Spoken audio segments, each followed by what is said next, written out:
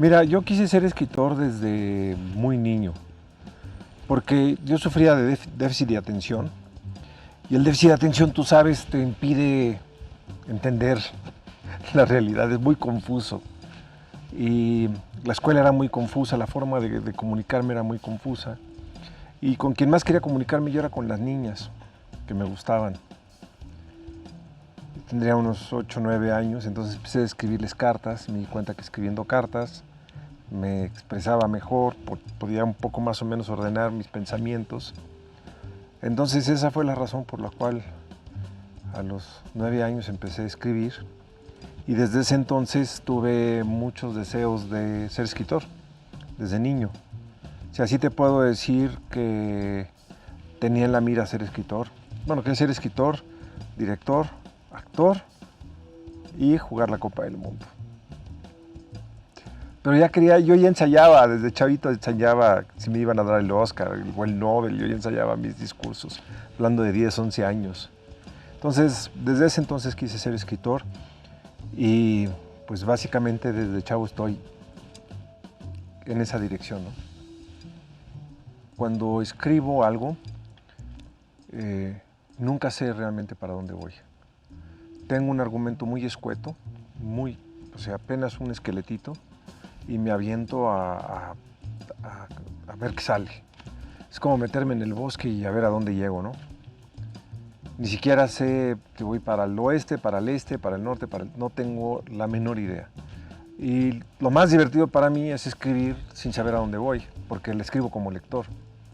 Antes solo podía escribir de noche y con mucho silencio, pero ya de unos años para acá ya bailó esa forma de escribir, porque viajo mucho, entonces ya aprendí a escribir en taxis, en cafeterías, en aviones, en autobuses, en ferrocarriles, en estaciones, en donde pueda me pongo a escribir, porque ya los espacios y los tiempos para escribir son cada vez más reducidos. La mayor parte de las historias tienen muchos años en mi cabeza y no es que las tenga claras, yo no hago mapas, no hago diagramas, no escribo pasado de los personajes. Yo creo que el inconsciente con esa historia mínima va juntando capas de conocimiento.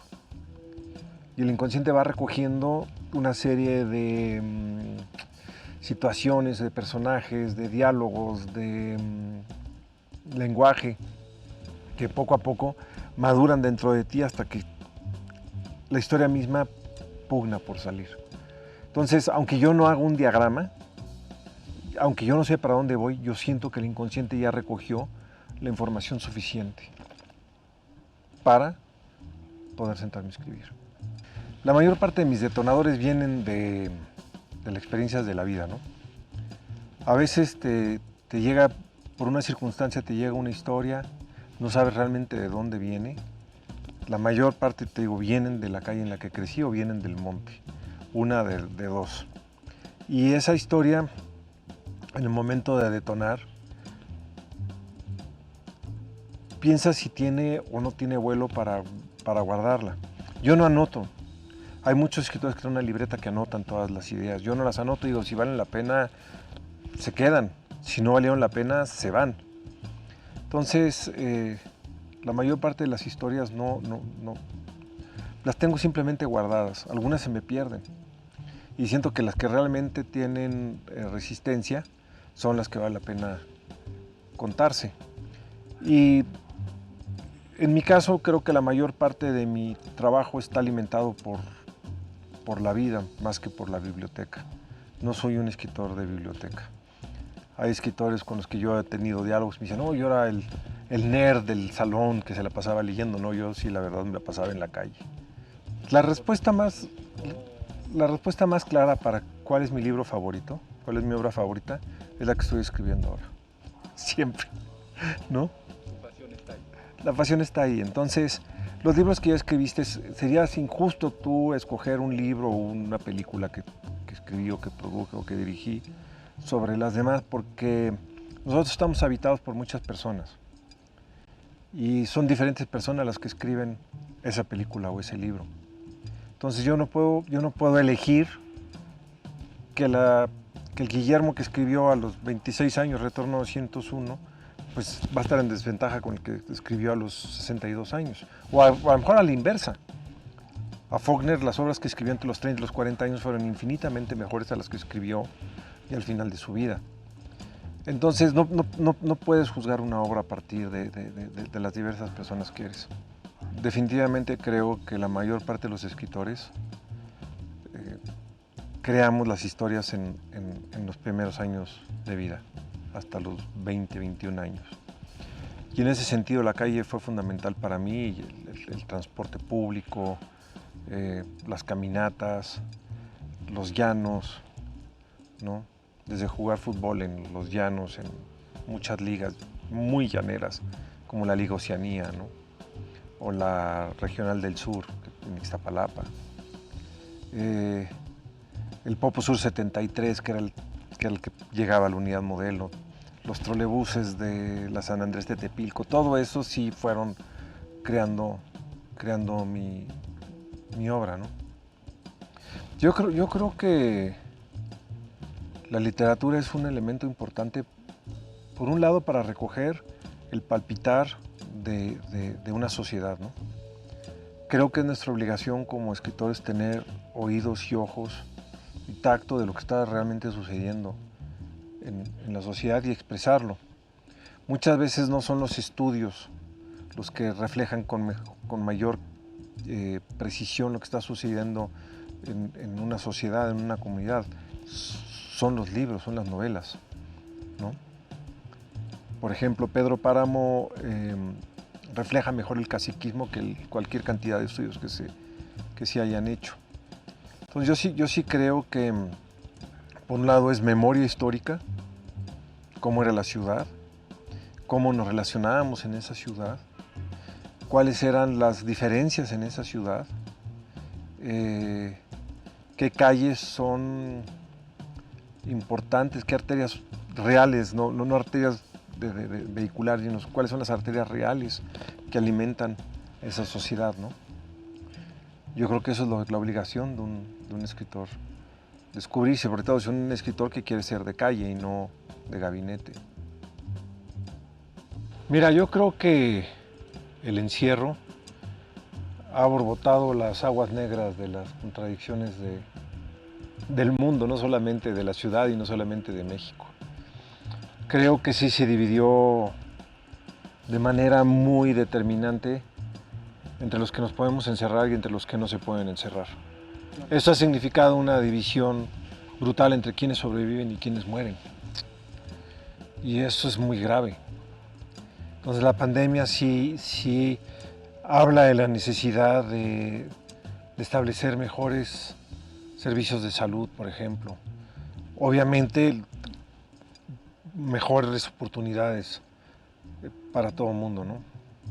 Creo que el desbalance de oportunidades que hay es muy marcado. Mira, yo creo que el mundo, como decía Borges, todo encuentro casual era una cita, o es una cita. Entonces, no hay casualidades. Para quienes no somos creyentes, no somos religiosos, suponemos que todas las interacciones son una suma de circunstancias y que esa suma de circunstancias de pronto pueden o no salir de tu control, pueden llegar sin que los esperes. Un accidente, pues obviamente es inesperado, toparte con alguien en un elevador es algo inesperado y que son cosas que cambian la vida. Yo tuve un accidente de carretera, iba dormido en el accidente, entonces obviamente el accidente pues te marca, porque despertar cayéndote un barranco no es precisamente la forma más agradable de que te despierten. Yo tuve un encuentro con Paul Auster en Nueva York y llegamos al acuerdo que yo le hacía una pregunta y él me hacía una pregunta. Le hice esta pregunta, la que me acabas de hacer ahora: ¿por qué la casualidad en tu obra, Paul? Y él me contó que estaba en los Boy Scouts y tenían que cruzar una cerca y estaba lloviendo y estaban ahí en el lodo, iban a cruzarla por debajo, de pronto cayó un rayo y mató al niño frente de él. Me dijo, es que medio metro más, el muerto hubiera sido yo. sea, el niño de 9 o 10 años que se cruzó frente a él quedó electrocutado y él me lo contó, a nada.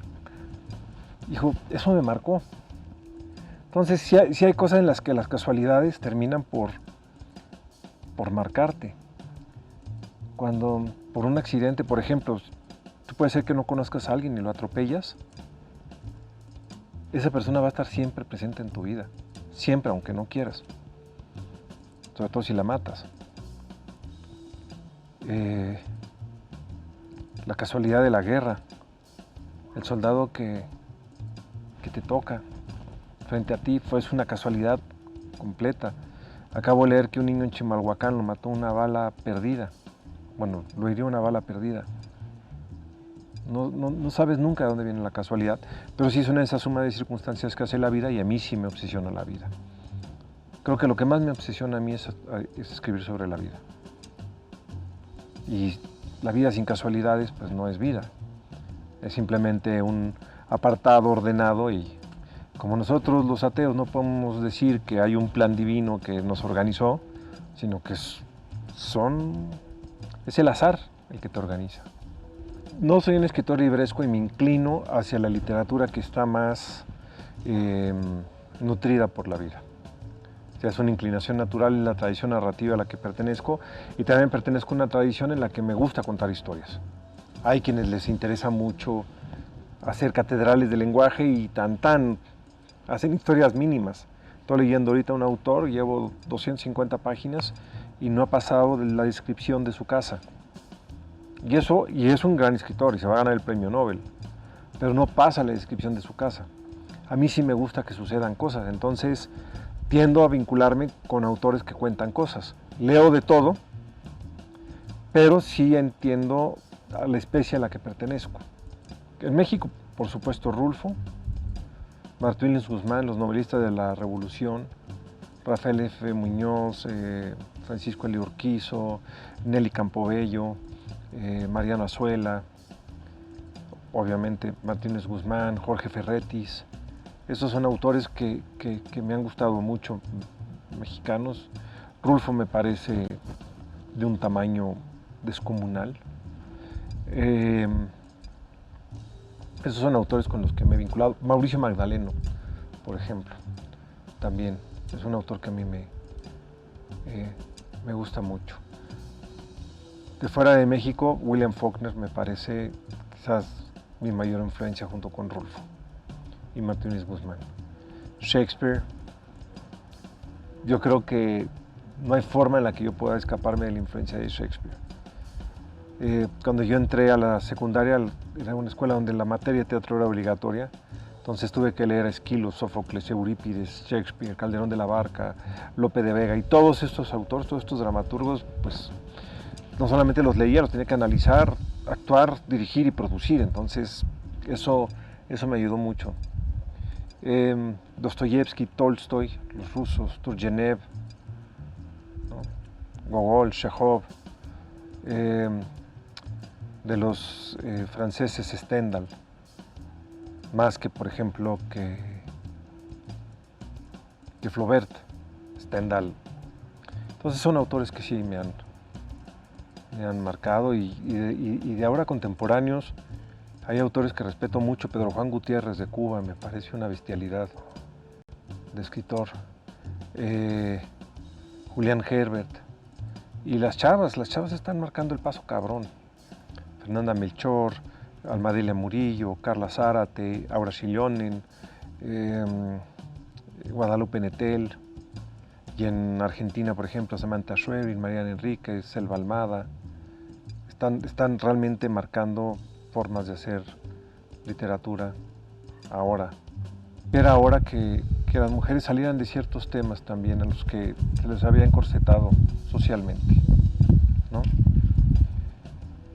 Y eso a mí me alegra mucho y creo que en esto sí tienen que ver los movimientos feministas, ¿no? Sacar a las mujeres de ese ámbito, primero darles chance que sí publiquen y luego que salgan de los temas a los que realmente se esperaba de ellas. Los talleres de en que participaban algunas escritoras era hablar de la historia de amor de sus padres, sus abuelos. Muchas novelas sobre hablar de sus padres, sus abuelos, y aquí empezaron a hablar de otros temas completamente distintos. Y eso es parte también del movimiento feminista, de que la mujer se puede ver también como alguien que puede confrontar, que puede herir, que puede asustar, ¿no? Los cuentos de Samantha Schweblin, por ejemplo, son aterradores. La reflexión que hace Guadalupe Nettel sobre el cuerpo en que nació, ¿no? Y lo que ha significado ese cuerpo y ese ser que es frente a los demás. Casas vacías de Brenda Navarro, la desaparición de una persona, de un hijo, que va a volver loco a cualquiera.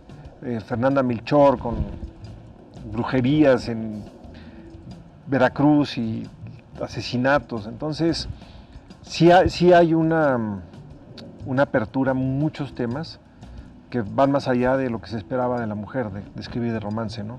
La tradición de las Bronte, de Jane Austen, en la literatura inglesa, que de alguna manera repercute también en la forma en que se veía la literatura escrita por mujeres. Y yo espero que ya llegue el momento en que nos dé igual quien lo escriba. Que no diga, ay, la literatura hecha por mujeres, la literatura hecha por hombres, sino la literatura buena o mala. Ya no hay distinción de lo escriben mujeres o no lo escriben mujeres, es buena o mala, punto. Y ahí sí creo que va a ser el gran logro del feminismo, va a ser ese. Que la literatura no tenga género, que la literatura tú la leas porque es gran literatura, no porque lo escribió uno u otro. Y eso me parece lo más sano posible.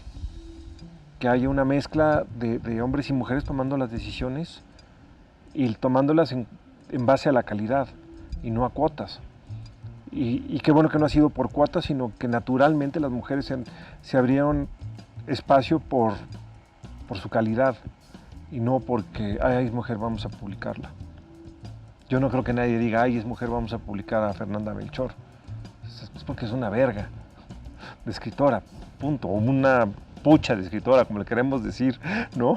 Es una chingona. O a Guadalupe, también es una chingona. O Carla Zárate, también es una chingona. O Almadelia, también son chingonas, pues.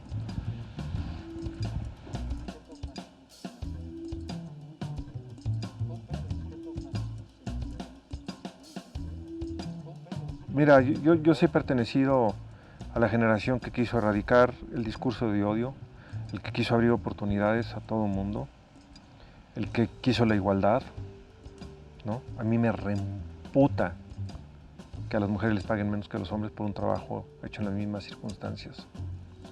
Me reemputa que mis amigos gays o lesbianas no tuvieran oportunidad de... Olvídate de mostrar su amor, o sea, los asesinaban, carnal. O sea, todavía hace unos años asesinaban a mis amigos. Asesinaron a 2. A 3 asesinaron por ser gays. Dices, ¿por qué carajo? ¿No?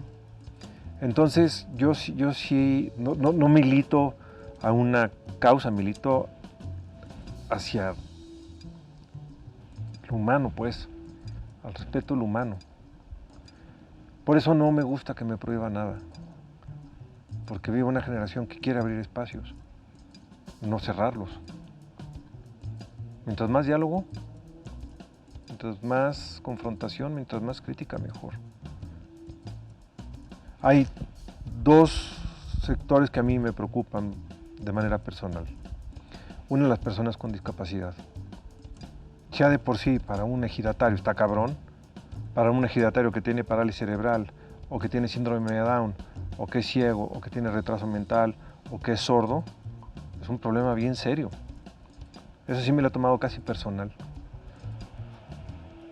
Cualquier oportunidad que tengo de apoyar a gente con discapacidad, lo he hecho y lo he vivido en las rancherías, por la cacería, que ando en rancherías y en ejidos, te das cuenta de las dificultades.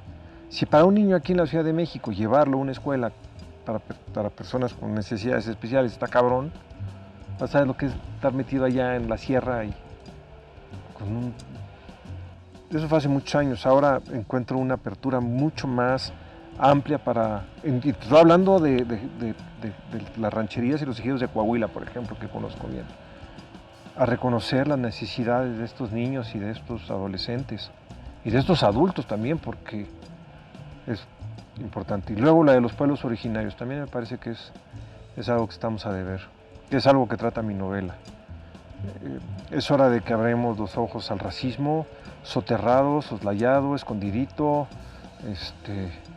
Yo no soy racista, pero cállate, pinche indio, ¿no? Eso creo que es otro de los grandes compromisos que tenemos que tener como sociedad. Entonces esos son los dos grupos que a mí me pesan particularmente, ¿no? Gracias.